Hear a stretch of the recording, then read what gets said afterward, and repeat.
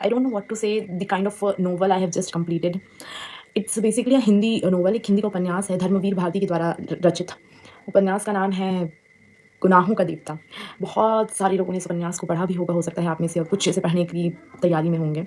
सो ये थोड़ा रिफ्लेक्शन आ रहा है, तो मैं इसको ऊपर कर लेती हूँ। सो बेसिकली इस उपन्यास को जस्ट अभी मैंने कुछ 1 घंटे पहले से पढ़ के कंप्लीट किया है। मैंने सोचा कि मैं इसके बारे में किसी और दिन वीडियो बना करके उसमें विचार विमर्श करूँगी और डिस्कशन करूँगी। पर फिर मतलब इसको पढ़ने के 1 घंटे के बाद भी मुझे मतलब ऐसा अंदर से बहुत लो फील हो रहा है। बिल्कुल ऐसा लग रहा है कि क्या कहीं कहीं मेरे दिमाग का कुछ हिस्सा, या कहूँ कि सारा ही हिस्सा उसी उपन्यास में रह गया है। मुझे ऐसा लग रहा है कि कहीं मुझसे कुछ समझने में, कुछ उसे जानने में गलती तो नहीं हो गई, क्या कुछ ऐसा पक्ष तो नहीं है जो मैं समझ नहीं पाई। गुनाहों का देवता, बहुत ज़्यादा हाइप थी इस उपन्यास की। मैंने इस उपन्यास को बहुत पहले ही सुना था अपने कॉलेज लाइफ में ही। इसको पढ़ने के पीछे का बस मेन यही रीज़न था कि मैं जानना चाहती थी कि ऐसा क्या है इस उपन्यास में कि इतनी कृतियों को छोड़ के सभी का ध्यान इसने इतना आकर्षित कर लिया है अपने। इस उपन्यास में कहानी है चंदर और सुधा की।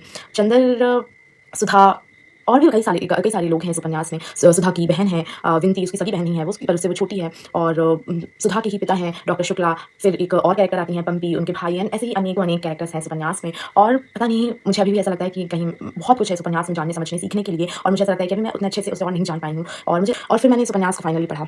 जब मैंने कल इस उपन्यास को पढ़ना चालू किया तो मुझे ये हुआ कि ठीक है, ये तो नॉर्मली कहानी लग रही है अभी तक जैसे हमने पढ़ी है, लेकिन जैसे जैसे चैप्टर्स आगे बढ़ते गए, लाइक जैसे जैसे मैं आगे के पार्ट्स में जाती गई, कहानी थोड़ी गंभीर होती गई, गंभीरता की तरफ मोड़ लेती गई। और मुझे ऐसा लगा इस उपन्यास को कंप्लीट करने के बाद कि हो सकता है मैं अभी उम्र के उस फेज में नहीं हूँ कि मैं ऐसे उतने अच्छे से समझ पाऊँ जितनी गंभीरता से ये उपन्यास लिखा गया है और जो ये हमें समझाना सिखाना चाहता है। पर फिर भी जितनी भी मेरी बौद्धिक मानसिक स्थिति थी, जितनी भी क्षमता है, मैंने उसके हिसाब से इसे समझने का प्रयास किया। और मैं इस निष्कर्ष में आई हूँ इस उपन्यास को पढ़ने के बाद कि चंदर और सुधा की कहानी के द्वारा जो बताया गया है कि निश्चल निर्मल प्रेम क्या होता है, उसकी परिभाषा जो उस उपन्यास ने उभारी है। और जो कन्फ्लिक्ट में रहता है थ्रू आउट इस पूरे उपन्यास के दौरान में, चंदर जिस कन्फ्लिक्ट में रहता है, सोशल डायलेमा में रहता है, बहुत सारी अपनी मन की इच्छाओं को दबा देता है सिर्फ सोशल प्रेशर के कारण, और जो उसे खुद भी नहीं पता रहता है। और आप देखिए ना, इस उपन्यास का नाम ही है गुनाहों का देवता। सुधा एक इतनी प्यारी, इतनी सिंपल, इतनी अच्छी और मतलब इतनी मैच्योर लड़की, उसे मतलब, और वो इतनी मतलब कैसे, मतलब अगर ये उपन्यास मुझे इसलिए भी और ज़्यादा प्रभावित कर रहा है क्योंकि मे बी हम जिस जनरेशन में हैं, आज की जनरेशन में इतना प्योर, इतनी प्योरिटी, मतलब किसी के कैरेक्टर में होना, इतना प्योर लव मिलना, like it's like next to impossible. So मुझे ऐसा लगता है कि जिस दौर को ध्यान में रख के इस उपन्यास को लिखा गया है, उस समय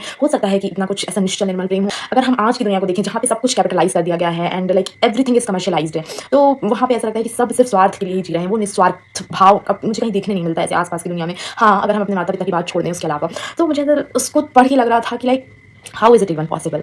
लाइक थ्रू आउट दैट उपन्यास मुझे सुधा का कैरेक्टर इतना ज़्यादा प्यारा लगता है, उसके ऊपर कई बार बहुत ज़्यादा प्रेम आता है, बहुत ज़्यादा दया आती है। और चंदर का कैरेक्टर ऐसा कैरेक्टर है जिसके कैरेक्टर में मतलब बहुत ज़्यादा कई बार अच्छा भी लगता है, वो बहुत ज़्यादा उसके ऊपर गुस्सा भी आता है, कैसे एक सटायर है सोसाइटी के ऊपर ये। बस एक ही बार रोई हूँ उस सीन को पढ़ते हुए। एंड जस्ट माय गॉड यार, जब थ्रू आउट उसको तुम पढ़ोगे तो तुम्हें बहुत ज़्यादा ऐसा मतलब कुछ तो होता है एंड यू फील इट।